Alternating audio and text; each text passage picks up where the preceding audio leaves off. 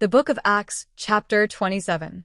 Paul is placed on a ship bound for Italy under the care of Julius, a centurion of the Augustan cohort. He is not alone. Other prisoners are with him. His companions include Luke and Aristarchus. They begin sailing and stop at Sidon, where Paul is treated kindly. They continue along the coast due to difficult winds. Even as a prisoner, Paul receives favor. God is already at work. They transfer to a larger Alexandrian grain ship heading to Italy. Problems begin when strong winds slow progress and travel becomes dangerous as winter approaches. Paul warns that the voyage will bring loss of cargo, ship, and possibly lives. However, the centurion trusts the ship's captain and owner instead of Paul, and they decide to continue sailing. Human wisdom sometimes ignores spiritual insight. At first, conditions seem favorable, but suddenly, a violent storm called a northeaster strikes. The situation escalates. The ship is driven uncontrollably, sailors throw cargo overboard, and they lose all sense of direction with no sun or stars.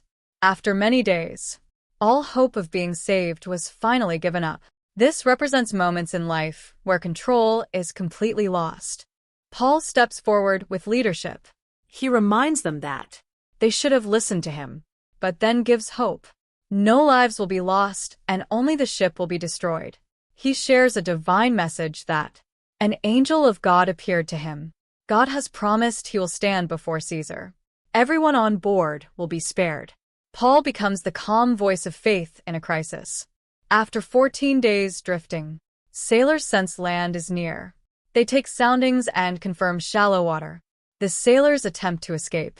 They pretend to lower anchors and plan to abandon ship. Paul warns Julius that if the sailors leave, no one will survive. The soldiers cut the lifeboat loose. Obedience and unity are required for survival. Before dawn, Paul urges everyone to eat as they hadn't eaten for 14 days. He gives thanks to God publicly and breaks bread and eats.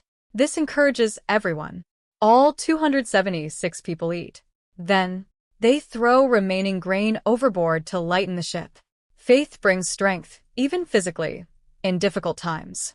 When daylight comes, they see a bay and attempt to run the ship ashore. But the ship hits a sandbar, the bow sticks, and waves break the ship apart. Soldiers plan to kill prisoners to prevent escape. But Julius intervenes. He wants to save Paul, so he stops them. The final outcome is that some swim, while others float on planks. Everyone reaches land safely. God's promise is fulfilled exactly. No lives are lost.